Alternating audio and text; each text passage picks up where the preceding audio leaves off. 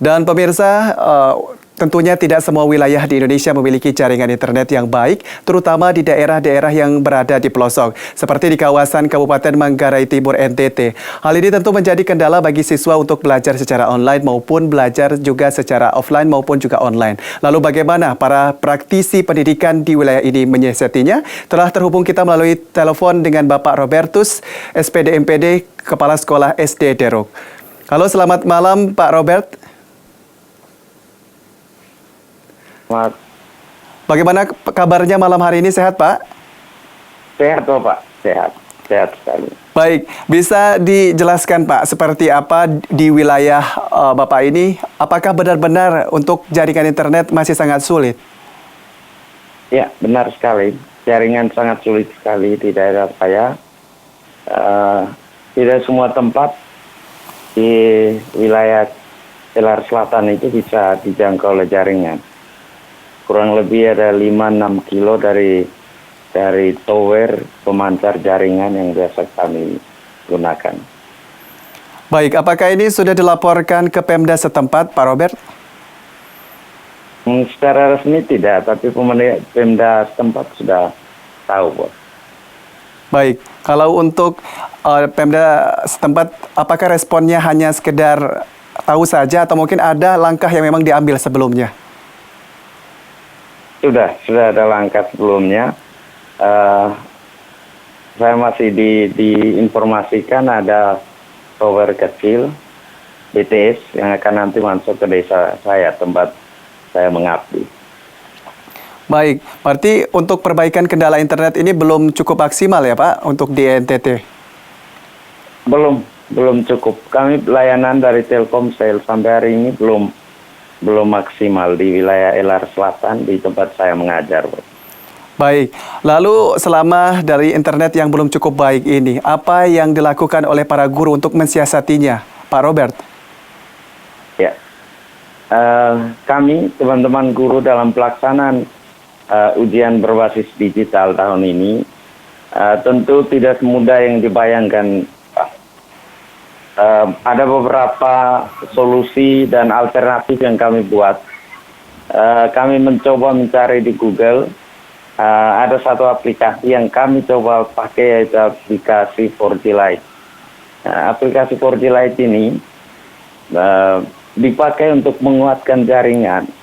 Lalu setelah itu kami letakkan HP itu di tempat yang ada jaringan. Seperti di sekolah saya ada di 2 jendela dengan kurang lebih 2 titik jaringan ada di situ. Kami mencoba menggunakan itu. 2 titik ini kami gunakan, lalu kami menggunakan hotspot ke ruangan ujian. Baik, jika terlihat di tayangan juga siswa seperti mengangkat kursi dan meja, apakah ini memang mencari tempat yang cukup tinggi seperti itu untuk mendapatkan sinyal, Pak Robert? Iya, benar Pak. Lalu dengan metode yang sudah disampaikan tadi seperti tethering ini, apakah dapat sedikit membantu kesulitan mendapatkan sinyal akhirnya? Masih sulit, kadang terputus jaringannya dan siswa sedikit kesulitan untuk menyelesaikan soal. Baik. Lalu dengan langkah tersebut, apakah pihak sekolah terus memberikan siasat kepada siswa seperti itu? Karena tentunya dengan metode tethering ini tentunya sedikit menyulitkan tentunya. Karena tetap saja seperti disampaikan Pak Robert, sinyalnya akan terputus dan lain-lainnya. Apakah lalu bagaimana dengan hasil ujian dari siswa ini? Apakah tetap baik seperti itu walaupun dengan kondisi demikian, Pak Robert? Tidak, kami banyak alternatif lain memberikan penilaian. Masih ada dalam bentuk portofolio, penilaian harian, dan lain-lain. Dan digitalisasi ini bagi kami mencoba untuk menuju platform digitalisasi pendidikan. Baik. Ya.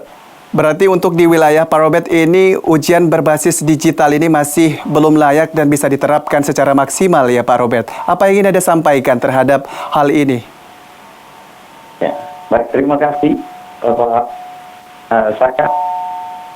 Baru-baru ini mengikuti semua program yang dijalankan oleh Menteri saya mencoba telusuri dan salah satu program yang kami coba ikuti yaitu program sekolah praktek. Ya, di program sekolah penggerak itu ada intervensi digitalisasi pendidikan. Baik. Punya keyakinan program ini bisa memberi angin segar buat kami di daerah pelosok. Baik.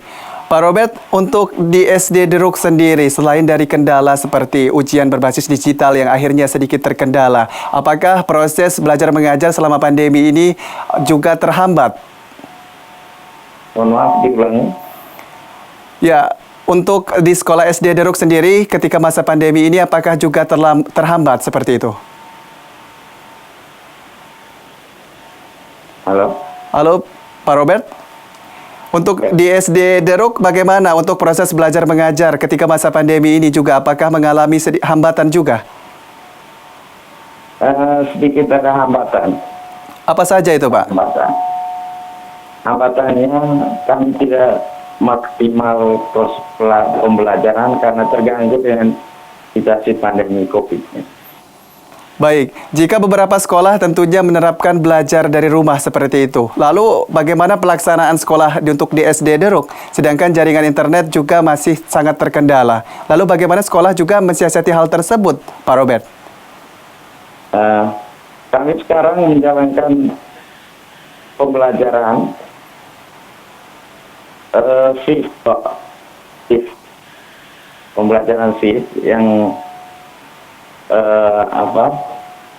tidak sehari, tidak seperti dulu lagi, tapi kami mencoba untuk menggunakan shift sehingga protokol kesehatan betul-betul dijalankan di sekolah. Baik, artinya siswa tetap datang ke sekolah untuk mensiasati hal tersebut ya, Pak Robert? Ya, benar. Baik, lalu tidak hanya di SD Deruk, lalu bagaimana sekolah-sekolah lain di sana? Jika Anda melihat secara kasat mata, khususnya pandangan Anda sebagai kepala sekolah, apakah juga mengalami hal yang sama, dengan metode yang sama pula dengan melakukan proses pembelajaran, Pak Robert? Iya, sama. Bersemua tempat, semua sekolah, sama di wilayah saya menjalankan proses pembelajaran menggunakan sistem shift. Baik. Tetap tatap muka, ya. Baik. Untuk respon dari para siswa seperti apa ini terkait dengan belajar yang tentunya sedikit berubah di masa pandemi, apalagi ujian berbasis digital yang tentunya terhambat. Mereka apakah antusias tetap semangat seperti itu walaupun dengan kondisi demikian, Pak Robert? Siswa masih punya semangat, sangat antusias, apalagi kami mencoba menggunakan metode yang agak variatif di masa pandemi.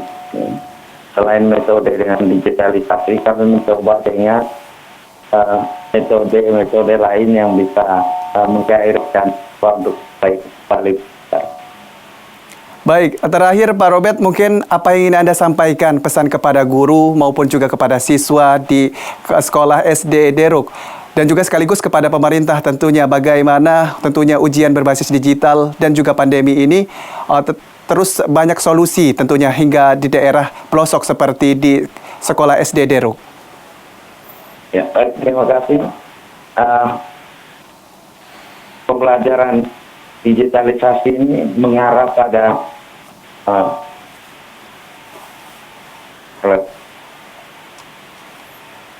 baik.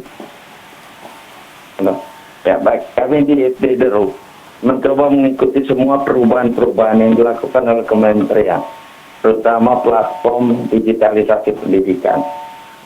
Nah, bagi kami di SD Deruk memberikan aspek pengetahuan dan pengenalan digitalisasi secara itu sangat dan sangat guna untuk masa depan. Harapan kami akan terus melakukan koordinasi dengan orang tua, dengan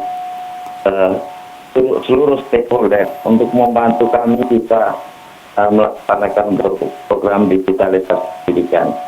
Hal yang berikut, Bapak, sekolah saya baru-baru lulus sekolah bergerak, ada peserta harapan, hingga nanti kami akan diintervensi langsung oleh kepolisian untuk melakukan berbagai kelas pendidikan dengan para baik.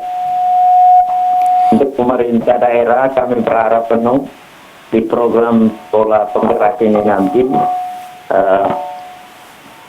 agar betul-betul membantu sekolah-sekolah yang melaksanakan program sekolah penggerak ini nanti. Terima kasih, itu saja. Baik, Pak Robertus Belarmino, SPD, Kepala Sekolah SD Deruk, terima kasih atas kesempatan untuk berbincang malam hari ini. Tentunya kita sama-sama berdoa, walaupun di tengah keterbatasan para siswa terus semangat untuk belajar dan mencetak generasi penerus bangsa yang hebat. Terima kasih Pak Robert, selamat malam.